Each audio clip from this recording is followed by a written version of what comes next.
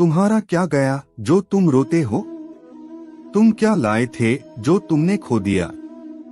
तुमने क्या पैदा किया था जो नाश हो गया?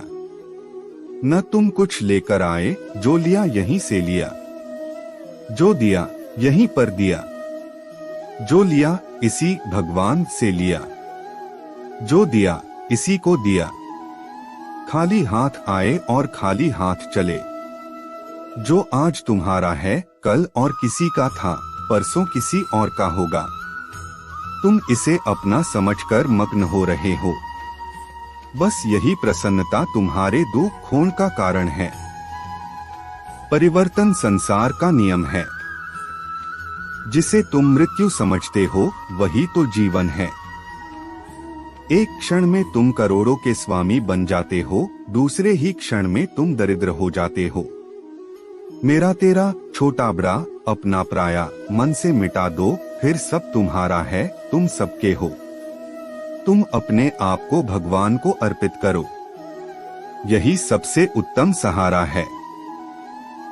जो इसके सहारे को जानता है वह भय, चिंता, शोक से सर्वदा मुक्त है। जो कुछ भी तू करता है उसे भगवान को अर्पण करता चल।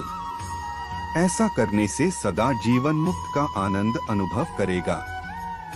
वहीं अगर हिंदू धर्म के इस महान ग्रंथ गीता के उपदेशों को अपने जीवन में सम्मिलित कर लिया जाए तो मूर्ख व्यक्ति के जीवन का भी बेड़ा पार हो सकता है। इसके साथ ही इस महान ग्रंथ गीता में जीवन की वास्तविकता और मनुष्य धर्म से जुड़े उपदेश दिए गए हैं। कई बार ऐसा होता है कि हमें अपनी समस्या का समाधान नहीं मिलता या फिर विपत्ति के समय हमें बहुत परेशान हो जाते हैं। कई लोग तो गुस्से में अपना आपा खो बैठते हैं या फिर अपनी समस्याओं से विचलित होकर भाग खड़े होते हैं। ऐसे में गीता में लिखे गए यह उपदेश हमारी सारी समस्याओं का चुटकियों में हल कर देते हैं और हमें जीवन जीने की कला सिखाते हैं, साथ ही सफल जीवन की प्रेरणा देते हैं। भगवान श्री कृष्ण ने महाभारत के युद्ध में अर्जुन को गीता के उपदेश सुनाए थे, जिसे सुनकर अर्जुन को ज्ञान की प्राप्ति हुई थी। वहीं यह गीता का उपदेश युद्ध भूमि में खड़े अर्जुन के लिए नहीं था, बल्कि यह संपूर्ण मानव जाति के लिए है और यह उपदेश एक तरीके से लोगों के जीवन में सफलता पाने के लिए अचूक मंत्र भी है।